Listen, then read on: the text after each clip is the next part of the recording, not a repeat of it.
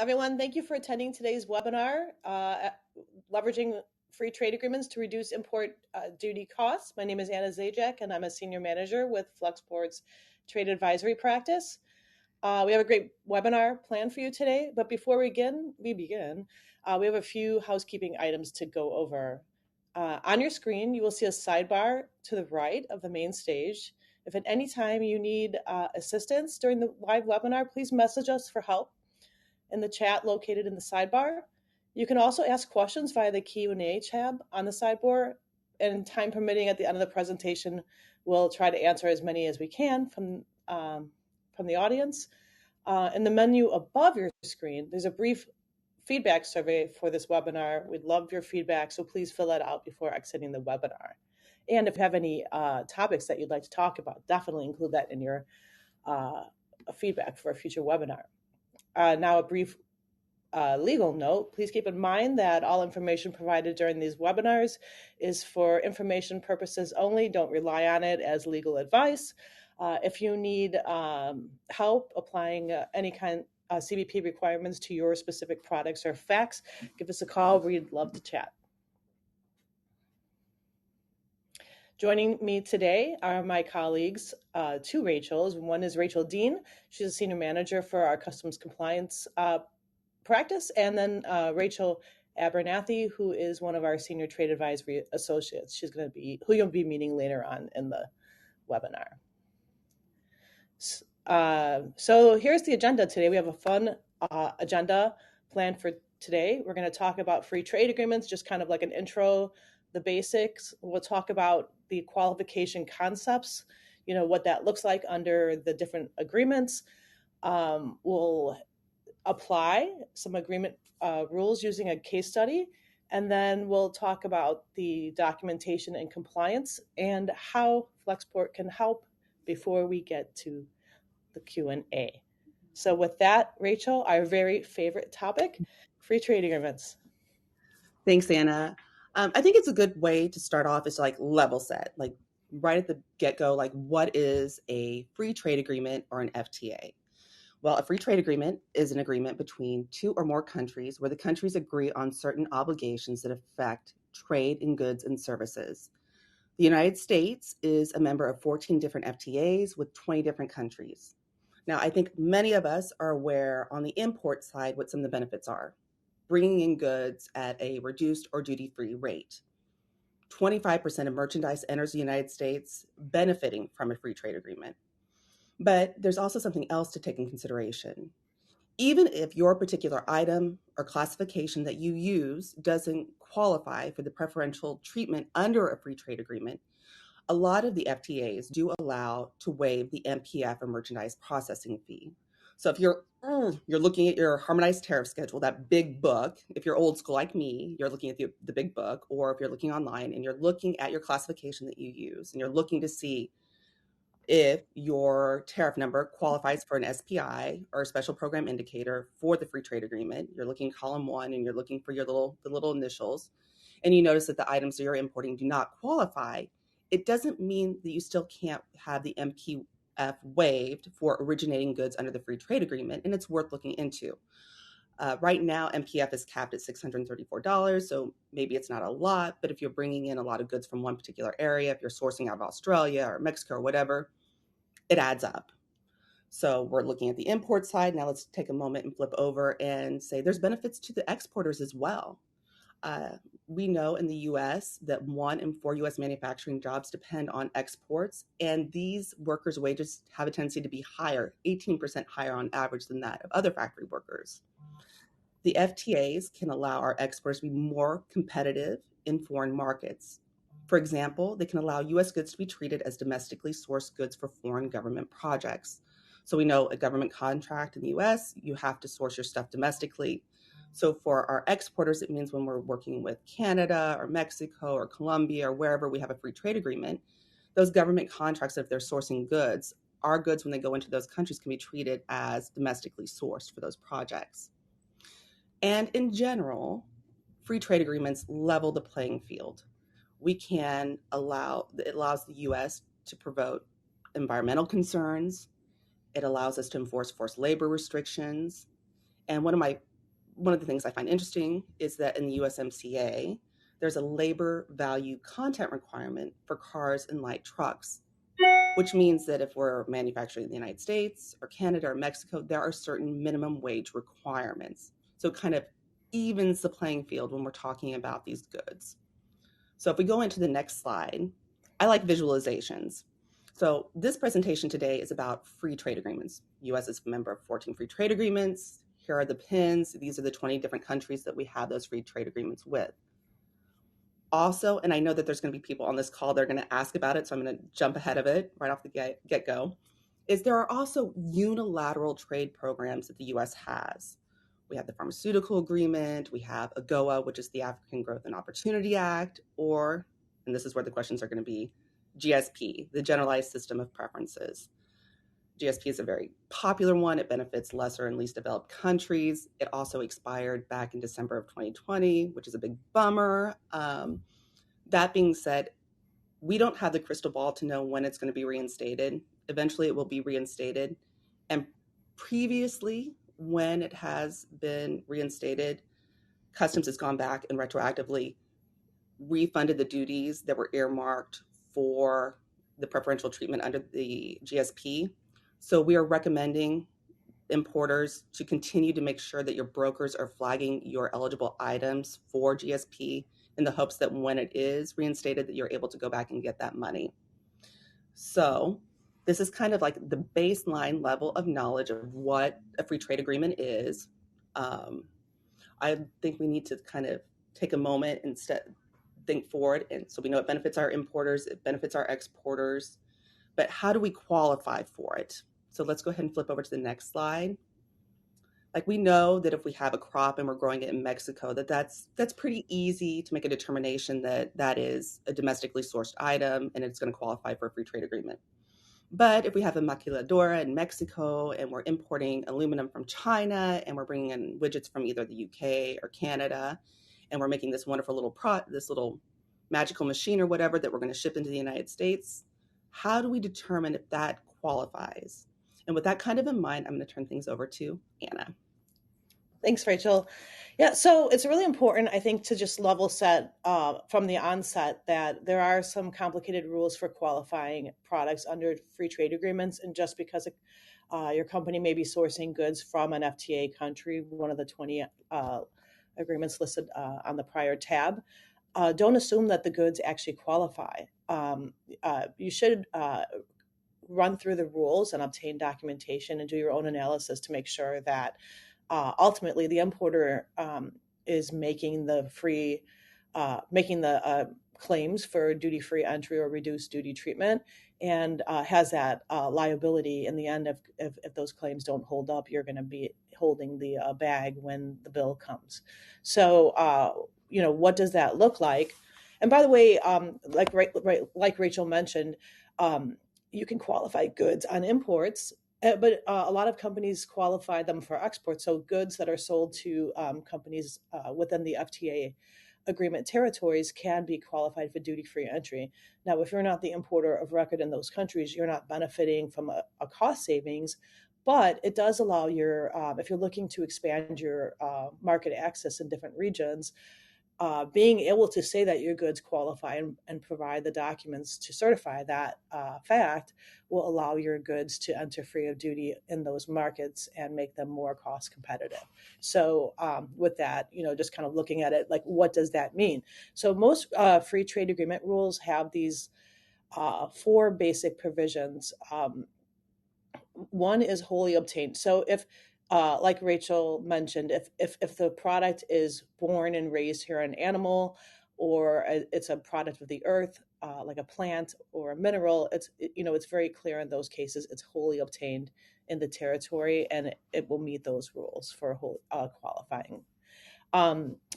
In other cases, supply chains are more interconnected, and what that means is like goods and processes may occur across borders, but still within the FTA agreement territory.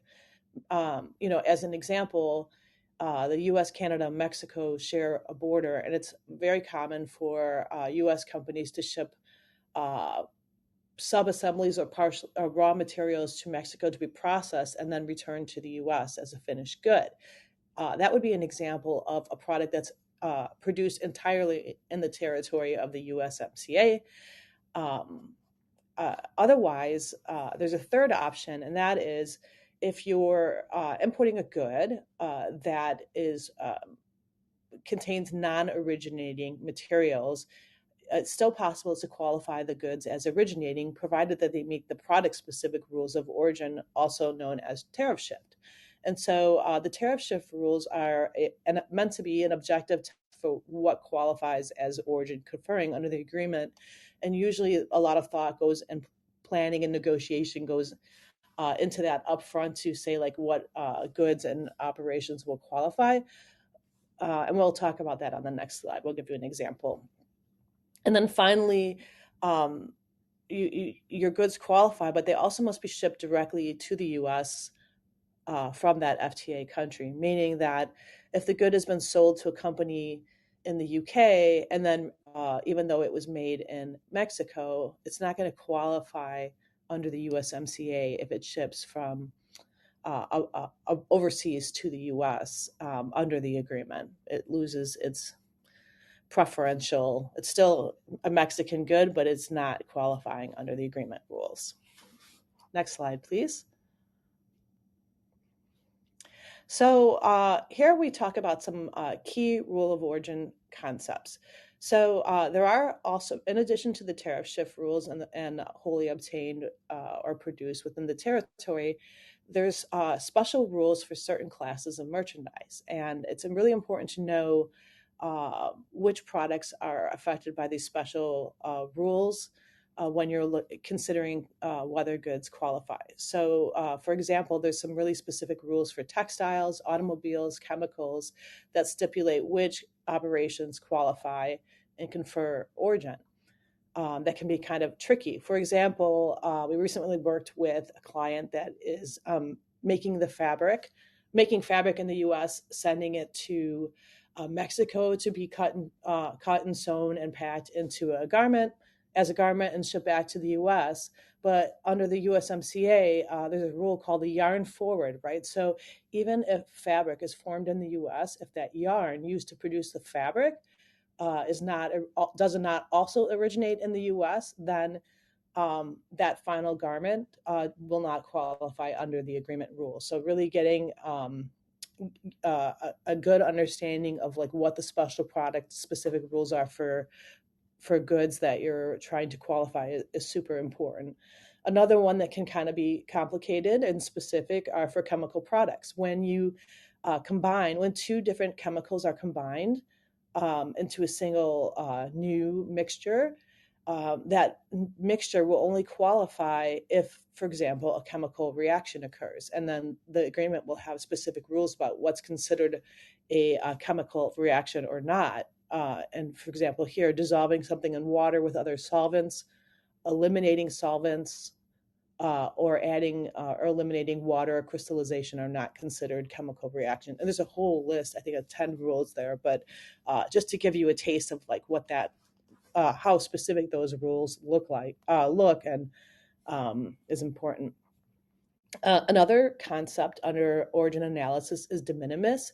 Most rules contain a de minimis provision, which basically says that if you have non-originating materials and under the tariff shift rules, and all of those materials meet those tariff shifts, except for one, and if that content is less than the threshold, then the finished good can still qualify. So that's it's important to know like what other provisions are available there. Some goods, like automotive goods, are subject to regional value content requirements, which basically means that a certain percentage of the finished good must come from the FTA territory. And it gets even more nuanced than that for automotive. Certification of origin is a term that you should be familiar with. Some agreements require a specific document to be used to claim preferential tariff treatment on imports, whereas others just require information to be certain specific information to be provided on a document or on the commercial invoice. So that's something to definitely keep on your list of things to check. And then finally, substantial transformation. So when you're evaluating country of origin for purposes of the FTA rules, let's not forget U.S. trade remedies and the standard for evaluating whether goods from China lose their nationality under an FTA is substantial transformation, and unless the goods qualify under the substantial transformation test, which can be hard because it's a subjective test, whereas like the tariff shift rules are objective. It's very easy to see what will qualify or what will not. But substantial transformation requires that a new article with a new identity, purpose, etc., emerge from the production process. It can be subjective in certain cases. Let's go ahead to the next slide. So what does that tariff shift look like? So when we're evaluating products under the product-specific rules of origin, we typically ask companies for a bill of materials, and then that bill of materials will list all the components and their quantity and the value, country of origin, that are included in that finished product. And then we need to determine the HTS code up to at least the first 6 digits for any non-originating materials. So if they're already, for example, under the USMCA, some of the components come from the US or Canada or Mexico, we don't have to worry about making that qualifying them under the tariff shift rule. We're only looking at the other items. So classify those items up to the 6th digit and then verify whether they qualify under the product-specific rules of origin, which my colleague Rachel Abernathy is going to show us in a minute with her case study. But then at the end, so basically if the answer is yes, the goods meet the tariff shift rule, then yay, your product qualifies as originating under the agreement. If no, check for de minimis to see if it applies. If it does not, then your goods do not qualify under the agreement. So with that, I'll hand it over to Rachel Abernathy for our case study. Hi, thank you, Anna. As Anna mentioned, my name is Rachel Abernathy, and I'll be showing an example of a review of the applicability of a free trade agreement. So if we could see the next slide, please. Wonderful. So today we're going to look at woven stretch indigo denim under the United States, Mexico, Canada Free Trade Agreement, also known as the USMCA. In this example, we can see that the woven stretch indigo denim is made of 5 different materials. Of those 5, 3 originate in a USMCA party country. So for those materials, they are considered originating because they originate in the US, Mexico, or Canada. We have 2 other materials, however, that are considered non-originating because they are from the polyester short fiber is from India, and the T400 Elastral P is from Taiwan. So for those materials that are not considered originating, we will now take some of the qualifying concepts that Anna spoke earlier of and see if these materials can be considered originating under the agreement so they can gain preferential treatment. And I would like to note on this slide that the finished HTS number for this product, once it is finished and imported into the United States or Mexico, is 5211. 42 is the subheading. So we can go to the next slide, please. And so when we look at those non-originating materials, as Anna mentioned, we have 2 avenues for hopefully getting them to be considered originating and gaining that preferential treatment under the free trade agreement. So the first avenue is the tariff shift. So we can see here that the applicable rule for the tariff shift for goods that are under heading 5211 is a change from any other heading outside of that group except for headings 5106 through 5110, 5205 through 5206, 5401 through 5404, 5509 through 5510. These rules, as Anna mentioned, change for every single product for every single HTS code. So it is very important as you do reviews for products to make sure you are looking for the product-specific rules and regulations. And then we can go to the next slide. And then so the applicable USMCA de minimis rule for textiles and fabrics is no more than 10% of the total weight of the good, and that's including elastomeric yarns. And then it takes it one step further into saying that goods containing non-originating elastomeric yarns can only contain up to 7% of the total weight of the good. And so now we will take both of those rules and apply it to the product that we are using for this case study. And then, so when we look at the tariff shift analysis, we look at our two non-originating fabrics. Again, we're looking at that polyester short fabric from India and that T400 Elastrial P from Taiwan. When we look at the polyester short fabric from India, we can see that it does meet the tariff shift rules. The fabric is imported into Mexico under the HTS starting with heading 5503, and we can see that from the applicable tariff shift rule that 5503 is considered to go through a significant enough change to where it can now be considered originating under the USMCA. However, the T400 Elastrial P fabric from Taiwan is imported into Mexico under 5402, heading for HTS. And we can see from the tariff shift rule that is listed above that 5402 is excluded from the tariff shift rule, meaning that it is not under the tariff shift considered to be an originating fabric. So with that, we will now, since it doesn't meet tariff shift rules, look at it under the view of de minimis. And then when we look at the USMCA de minimis rule, we see that for non-originating elastomeric content, it cannot be more than 7% of the total weight of the finished good.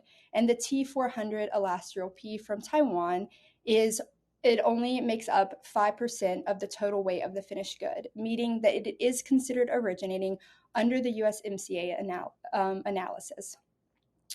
So when we go to the next slide and we look at this in an overview of all four materials, we see that 3 were originating.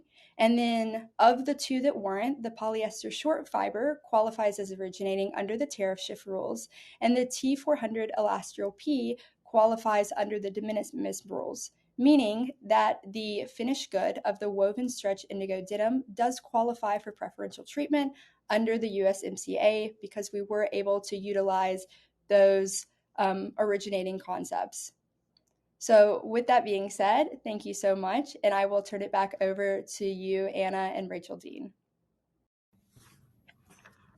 All the Rachels. Rachel, thank you for diving into the particulars of the USMCA and eligibility. Mexico and Canada are our largest trading partners, so it's important that we have that level of understanding about how the tariff shift rules and everything work. So now that we have some of the basics down, let's go ahead and look at documentation. Let's go ahead and go into the next slide. Now, each free trade agreement, FTA, is different, so you have to understand each one of those 14 ones based on which one you want to try to apply. But here are some generalizations about the documentation. I think we're all pretty aware of the fact that there's going to be some sort of certificate of origin that's required. We'll look at that a little bit more closely in a minute. But one of the things I want to call out is it's not just about that certificate of origin.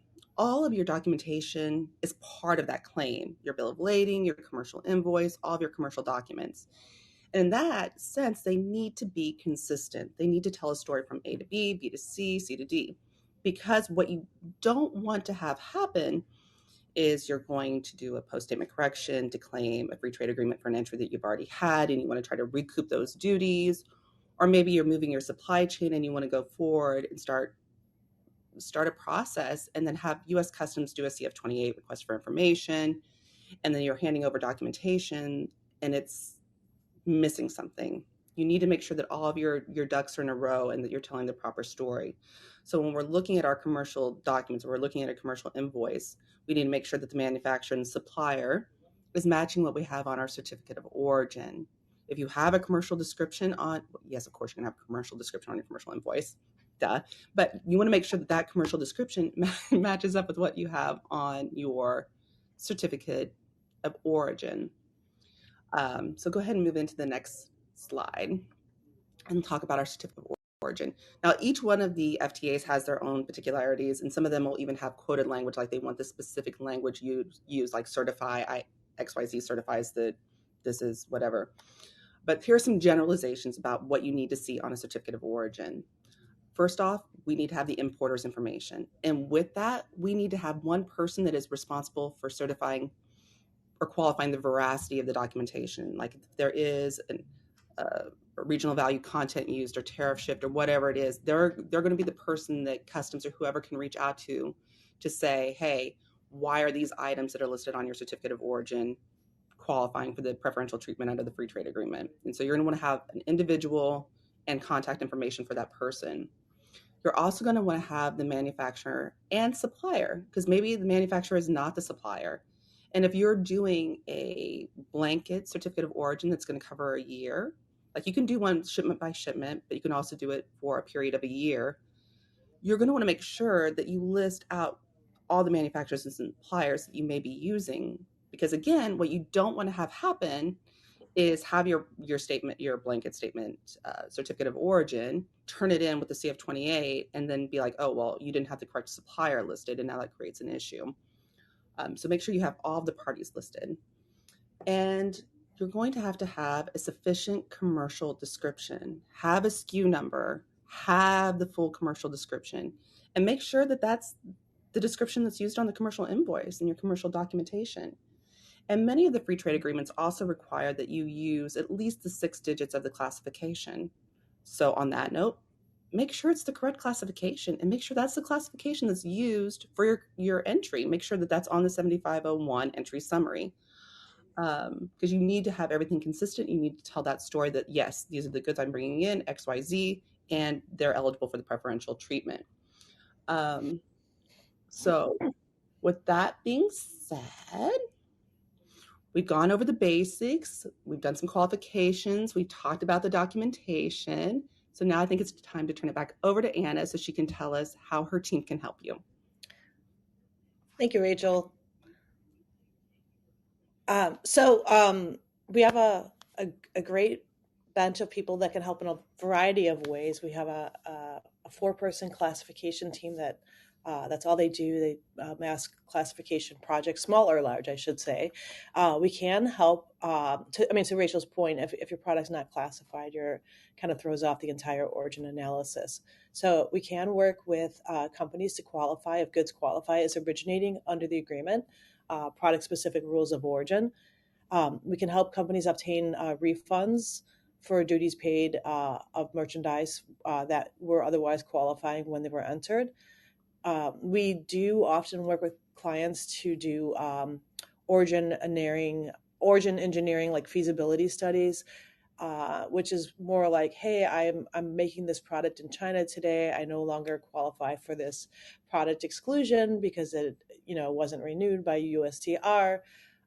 If I produce this in Mexico using the exact same process in China with those Chinese parts, will the goods qualify, right? So we can work with clients to evaluate, like, hey, what's feasible? What kind of operations could you do or not, so that we can focus our efforts and verify whether the goods will qualify and make recommendations for that.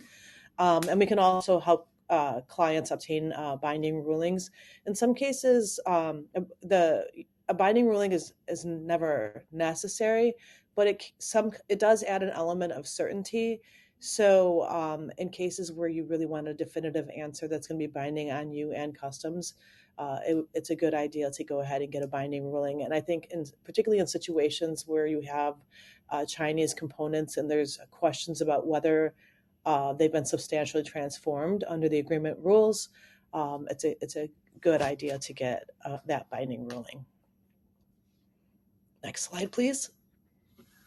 And Rachel will bring it home with the ACE analysis.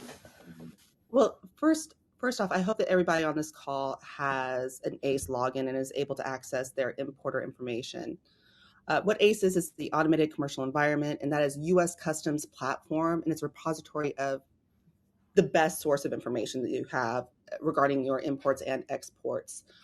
Flexport has a proprietary tool, and what we do is we take 5 years back of your import information.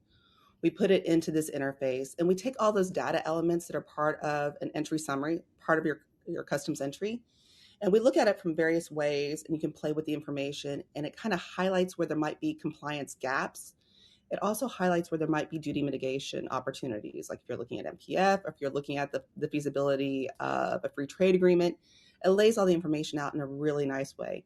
Because if you're on this call and you're wanting to know more about free trade agreements, like we're kind of compliance nerds. It's our wheelhouse. It's what we enjoy. It's what we like. So it's a really fun tool to play with and kind of see and get that insight into what's happening with your business.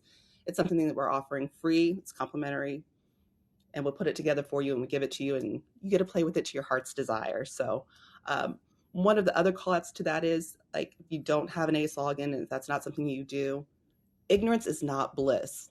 You need to know what's happening with your supply chain, with your imports and everything. And of course you do, but sometimes when you see it laid out, like if you're getting the information from ACE, that's how US Customs sees you as an importer, and it's the best source of information that you can have. So with that, I think we have a few minutes left. So let's see if we've got some questions. Rachel, before we dive into the question, I just wanted to add one comment about the ACE analysis, like why it's important. I mean, it's really the foundation for a lot of trade advisory projects. So looking at the data can tell us whether a company has imports that from countries that the U.S. has agreements with, but no claims were made. So you can like do a targeted analysis. You can also run the exporter data to see what countries that you're currently exporting to, and same type of discussion, do your goods qualify?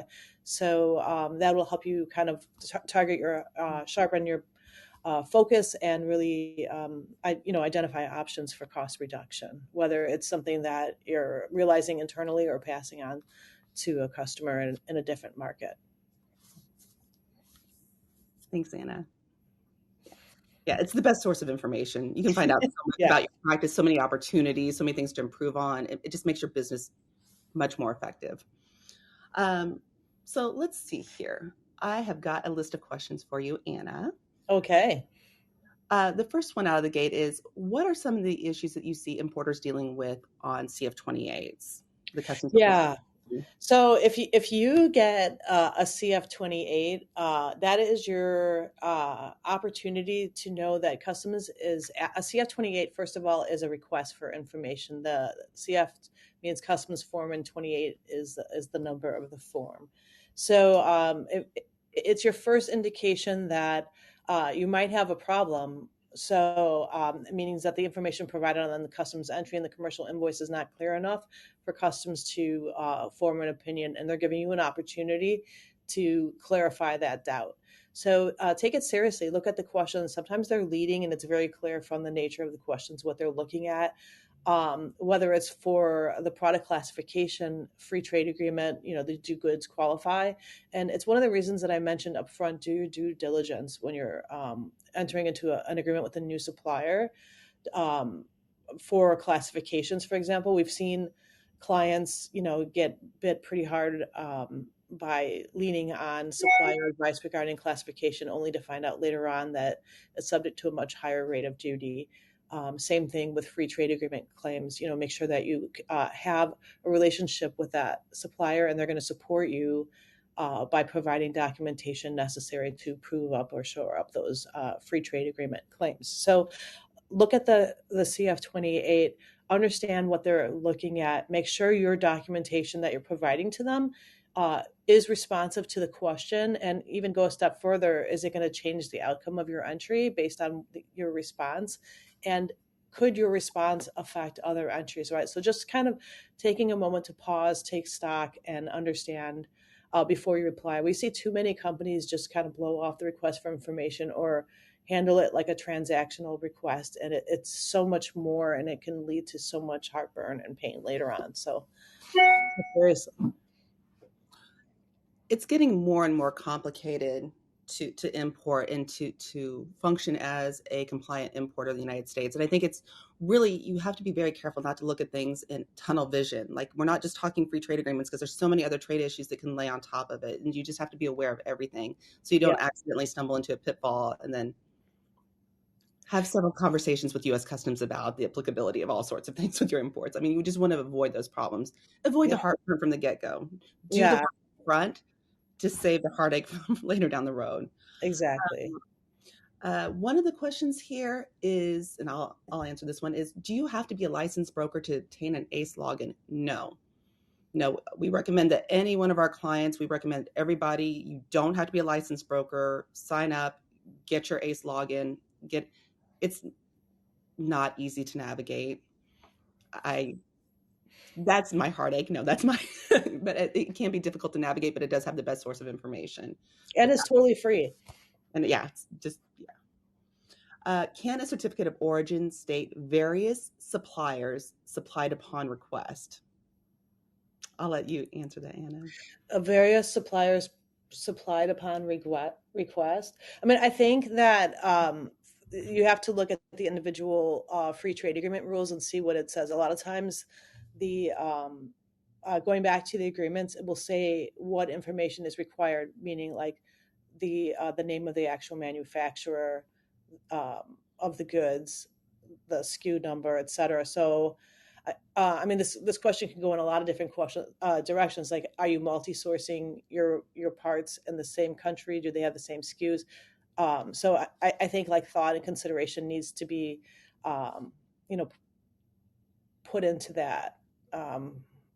It's not a simple yes no question. Sorry. It depends on the free trade agreement. Yeah. I would avoid it. Like if you have access to that information, I would put it in the certificate. But yeah, I mean, and if the certificate, importers are required to have the certificate when you file the customs entry. I'm just trying to think about it like a step further from like an operational standpoint. You don't always have to provide it to customs unless they request it, right? So as long as the importer has that information from other suppliers and can produce it for that specific manufacturer, I mean, really, that's what's critical, right? a question here, are certificates of origin the same as an FTA certificates? Some free trade agreements have specific certificates that you need to complete and keep on file. But generally speaking, a certificate of origin and FTA certificate can be used interchangeably. When I was talking about it, I was using it interchangeably. So Oh, did you? And so I'll just add to the mix then. And sometimes people say certifications of origin, and that really came from the USMCA. You don't have to provide that standard template anymore. You can just make a certification of origin on the invoice if you want to. And a lot of companies, I think, do opt to do that to just streamline the documentation that they're providing with the customs entry. in the example of fabrics, but where fabric is not the only component of an item, like a tent, where the fabric is manufactured in Mexico, but the poles are imported from China, would this still fall under the free trade agreement? Well, there's a couple. I love this question. Number one, I get to call it out. Anti-dumping is my thing. Number one, you need to be careful about the aluminum poles from China in case they are subject to anti-dumping. Number one, right. Talk about it. So we are working on multiple projects for this, and I laugh, but I'm sorry for anyone that's on the wrong end of this discussion. But so basically, it's really interesting. Under FTA agreements, there are still U.S. Trade remedies that may apply, and so when you're qualifying FTA goods, you have to look at them as separate analysis to determine which tariff measures may apply to your goods. And specifically, steel and aluminum, there's an anti-dumping order on, for example, aluminum extrusions from China, which says that the country of origin of aluminum is the country where the aluminum was extruded. So if that aluminum was extruded in China and then shipped to Mexico for cutting and assembly in a tent, it may or may not be subject to anti-dumping. It's really a product-specific analysis. And the problem with the recent like China 2 anti-dumping order is there's no like finished goods exclusion. It has to meet like the specific tests outlined in the order. So it's challenging, but I think the important part to this question is to be aware of it and to know to look for it, because the last thing you want to do is start importing goods that you thought were free of duty, and then you get a 300% bill for all your imports at the end of the year. That's the worst case scenario. Next question here. When I receive my supplier's USMCA, how important is it that the HTS on the supplier's certificate matches the HTS that we use on the import into Mexico? Can you say that one more time? When I receive my supplier's USMCA, how important is it that the HTS on the supplier certificate matches the HTS we use on the import into Mexico? Oh, it's important. It may be important on the U.S. side and Mexico. If it's not the same classification, your claim could be invalidated. Would it be possible to obtain forward contracts to manage cost increases that would arise from the this is a business question, would arise from the imposition of 60% tariffs on Chinese imports? That is a business thing that isn't necessarily related to the free trade agreement. Are they saying, like, can I have contract provisions regarding? Yeah, would it be possible to obtain forward contracts to manage cost increases that would arise from the imposition of 60% tariffs? Yeah, that's a business type decision. Yeah, I mean, I've seen some companies like try to. I'm going to like reshape this question, but for example, put something in your agreement that if you're, both companies are responsible for complying with the agreement and it's understood, and you can have some sort of clause in there that if the information or certifications of the goods are not true, what would happen in that case. But it's definitely a legal question. But just in terms of like a consideration, it's something that you should consider and raise with your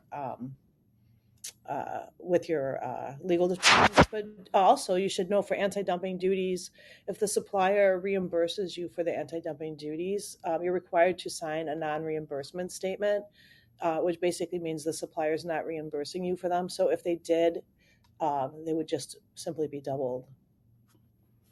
Thank you, everybody, for attending and all these incredible questions in the conversation. Thank you, Anna. Thank you, Rachel Abernathy.